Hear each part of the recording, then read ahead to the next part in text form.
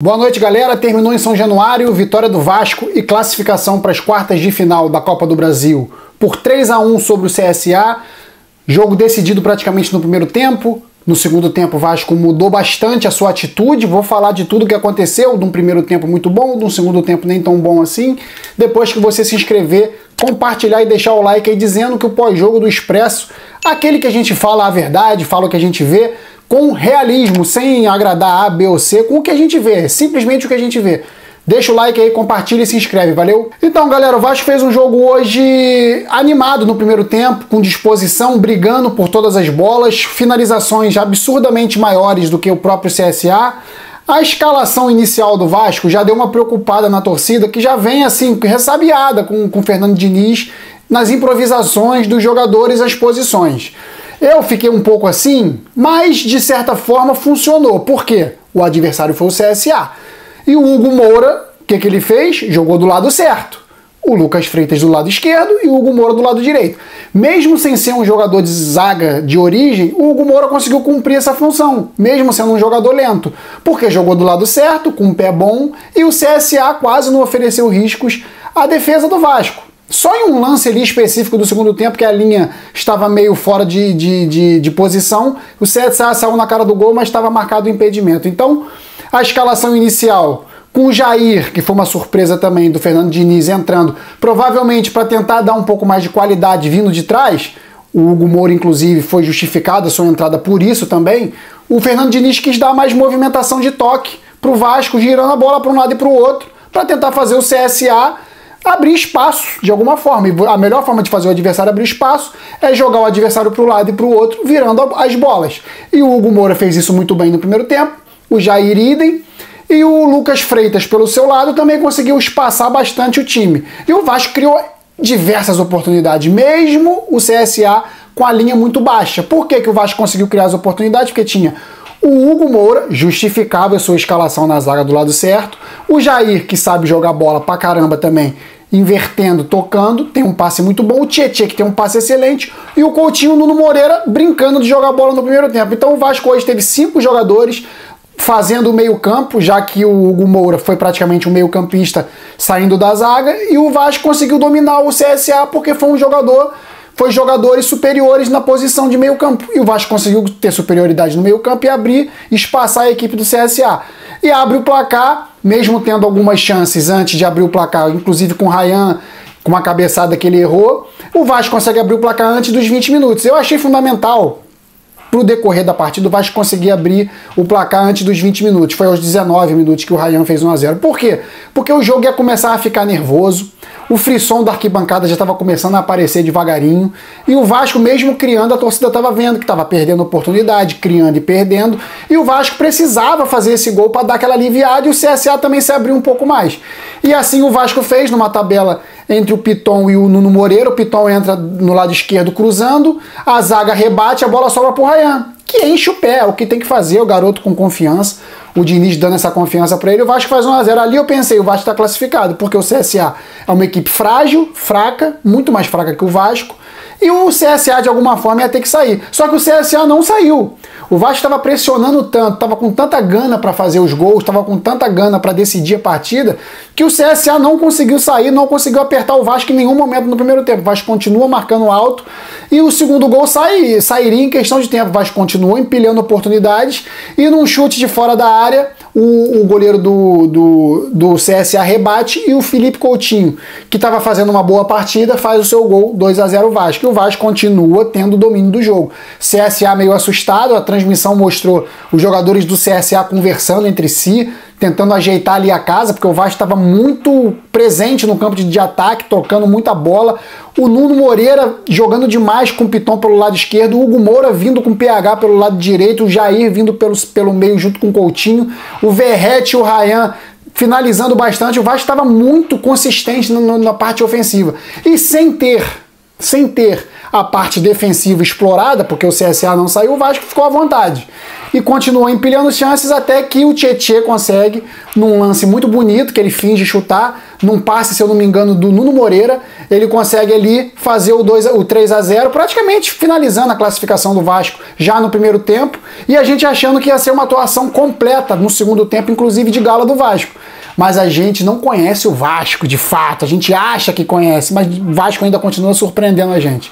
E o Vasco no segundo tempo volta com totalmente diferente a voltagem, com um empenho completamente diferente, esperando muito o CSA, uma displicência que a gente não via há muito tempo, uma equipe vencendo de 3-0 o adversário ter, porque normalmente a equipe quando está vencendo de 3-0, ela consegue dominar o adversário e botar o adversário na roda. O Vasco entrou displicente, é aí que mora o perigo, porque contra uma equipe mais qualificada, o Vasco poderia... Me lembrou muito a partida contra o Bahia do show do Payet, que o Vasco fez 3-0 e tomou 3-2, mas ficou por um triz de tomar o 3-3. Me lembrou muito aquela partida e o CSA desconta logo no início do segundo tempo, numa cabeçada ali do Braia. 3-1, eu pensei, não pode ser, cara. O CSA não, o Bahia, beleza, que é um time bom, mas o CSA não. E o Vasco continua dando milhares de oportunidades pro CSA. E o CSA chega pelo lado esquerdo, o CSA chega pelo lado direito. O centroavante dele chutando, passando por cima, raspando a trave. O Léo Jardim defendendo, o Vasco se embolando na saída de bola. Eu pensei, meu Deus, de novo não. De novo, mas foi por um triz o CSA fazer o 3-2, foi por muito pouco. E o Fernando Diniz, que demorou para mim para substituir, demorou demais para fazer as substituições, começa a mexer no time, tirando o Felipe Coutinho, o Nuno Moreira, entrando David e Garré, as primeiras substituições do Vasco. Mudam um pouco, porque entra um pouco mais de gás no ataque para marcar a saída de bola do CSA, que estava passando fácil por essa primeira linha, e o David consegue junto com o Garré. O Garré hoje me surpreendeu positivamente. Chutou de fora da área, criou jogadas, estava mais liso, estava mais participante, chamando mais o jogo. Boa partida do Garré, não fez gol, mas chutou uma bola com perigo ali que o goleiro do CSA defendeu. Tinha que chutar mais, esse goleiro do CSA estava defendendo muita bola, espalmando muita bola para frente. O Vasco tinha que explorar mais isso, inclusive o Coutinho fez o segundo gol assim. Então o Vasco no segundo tempo cai muito o rendimento, principalmente coletivo do Vasco, que faz o CSA, obviamente, gostar do jogo. Eu não tenho nada a perder, eu vou para cima. Ainda saindo o Vasco, o Jair para a entrada do Matheus Carvalho e o Tietê para a entrada do Thiago Mendes. Essas alterações e o Puma já no final, na entrada no lugar do Ryan, para fazer a dobradinha ali pelo lado direito junto com o PH. Essas alterações mexeram um pouco, principalmente a do Puma Rodrigues e a do Matheus Carvalho, que já foi na reta final do jogo. Foram alterações que não mudaram muito o jeito do Vasco jogar. A classificação ali aos 40, 41 já estava garantida e o Vasco só tocou e tentou controlar o jogo no campo de ataque. Era o que tinha que ter feito desde o início do segundo tempo, mas esperou muito, deu muita chance para o CSA. Mas era para ter sido hoje uns 4-1, 5-1, porque mesmo o CSA tendo oportunidades, as mais claras ainda no segundo tempo foram do Vasco. O Puma perdeu um gol ali num rebote que o goleiro deu no pé dele, ele conseguiu voltar. O Verratti, numa saída de bola do CSA, em vez de chutar pro gol, tentou dar o passe. O Vasco ainda conseguiu criar chances, mesmo tendo uma bagunça, estando bagunçado e já com o pezinho no freio no segundo tempo. O CSA é uma equipe frágil, mas briosa. Foi para cima no segundo tempo, fez o seu gol de honra e por pouco não faz o 3-2, que São Januário ia virar um caos, né? A torcida do Vasco e o time do Vasco ia entrar em pilha, porque esse time do Vasco, ele é um time que sabe jogar na frente, sabe jogar na frente no placar, mas se tiver apertado não consegue segurar muito tempo. É uma equipe que tem uma sensibilidade emotiva muito forte. Então eu fiquei com esse medo de ter o segundo gol do CSA, mas quando passou dos 40 minutos eu já pensei que a classificação estava garantida, porque o Vasco estava controlando melhor a bola no ataque. Acho que um pouco também pelas substituições do Fernando Diniz. Fernando Diniz hoje, que para mim, na escalação, botar o Hugo Moura, ele foi arrojado, hoje ele fez certo, porque o adversário era muito mais fraco que o Vasco, muito mais fraco que o Vasco, e o Hugo Moura conseguiu ser um jogador a mais no meio campo, fazer um jogo de meio campo. Ele ficar lá atrás, ou de repente o Maurício Lemos ficar lá atrás, não ia funcionar muito, o Vasco precisava atacar. E eles ficarem lá atrás, eram seus jogadores que iam praticamente chamar outros do CSA para cima. Como o Hugo Moura avançou bastante para o campo de ataque, o Vasco ganhou superioridade.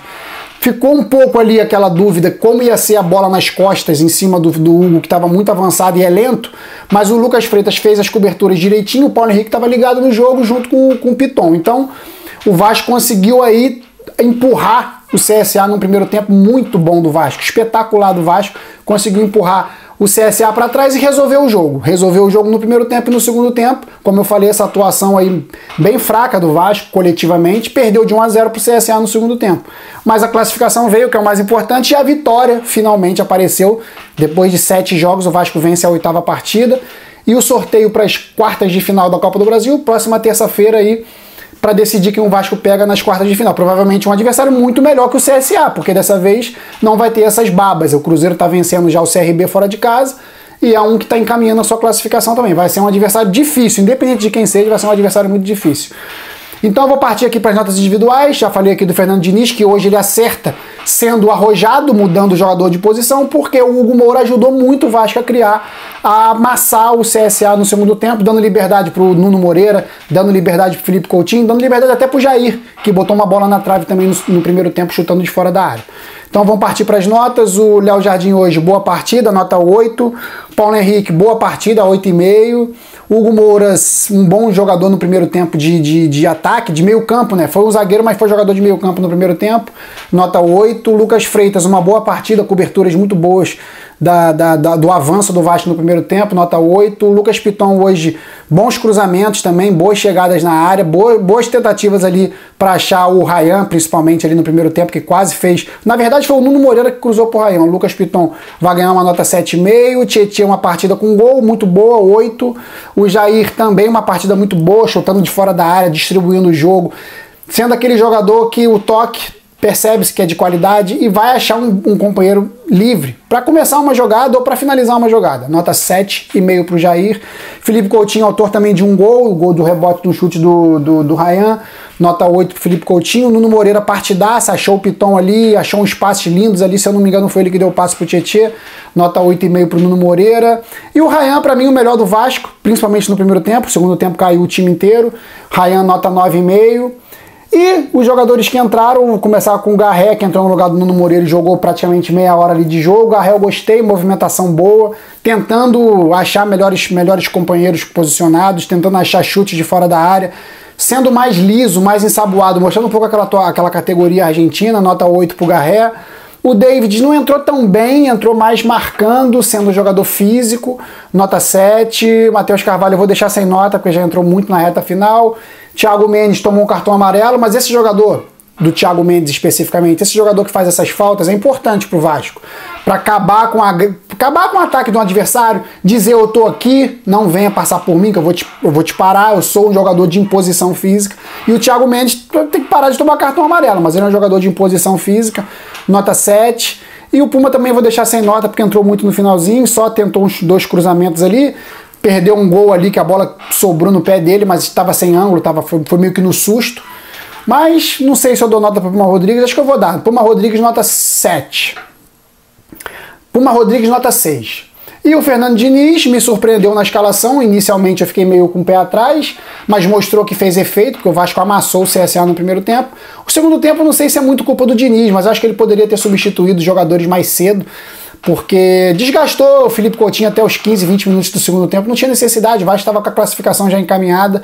Por esse motivo, por ele ter não trocado já no início do segundo tempo, já no intervalo, um 3 a 0, eu vou dar uma nota 6,5 para o Fernando Diniz. Eu acho que o Fernando Diniz, às vezes, ele peca pela teimosia. Então, nota 6,5 para o Fernando Diniz. E o Vasco voltando a campo agora contra o Atlético Mineiro no domingo, em São Januário, jogo que fundamental, o Vasco sair da zona de rebaixamento. Tentar sair da zona de rebaixamento, pelo menos, porque agora o Vasco na zona de rebaixamento fica tudo muito mais difícil.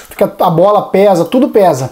Então o Vasco voltando a campo contra o Atlético Mineiro no domingo, São Januário, jogo pra vencer, cara. 0,5 a 0 é goleada, o Vasco tem que vencer o Atlético Mineiro porque o Vasco, se não vencer, vai se enterrar na zona de rebaixamento, e se enterrar na zona de rebaixamento nessa circunstância de o Vasco já classificado numas quartas de final, futuramente o Vasco precisando poupar de repente para jogar a Copa do Brasil, o Vasco pode correr risco de, com um elenco curto, né, que o Vasco tem, de não conseguir ter essa dinâmica de elenco, porque está se mostrando aí um elenco ainda frágil para jogar uma competição, imaginam 2. E a Sul-Americana, se viesse também 3, ia ser impossível praticamente o Vasco conseguir dar conta das 3 competições. Então o Vasco e Atlético Mineiro em São Januário, 4 da tarde, domingo.